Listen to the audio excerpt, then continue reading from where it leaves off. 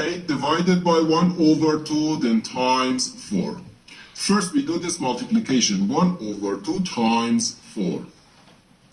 2 divided by 2 equals 1, and 4 divided by 2 gives us 2. So here we have just 2. And 8 divided by 2 gives us 4. But this answer is not correct, because according to the order of operations, multiplication and division have equal priority, and we have to go from left to right. So here, first we have to do this division, then this multiplication. If we do this multiplication before this division, it is wrong.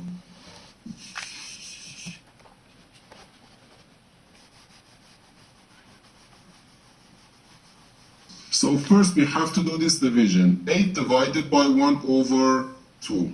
According to the KCF rule, K stands for keep, C stands for change, and F stands for flip. We can write keep the first fraction, change division to multiplication, and flip the second fraction. So 8 times 2, then times 4.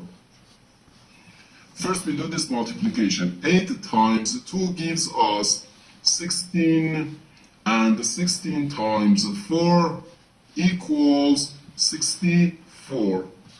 And this is our final answer to this problem. The correct answer is 64.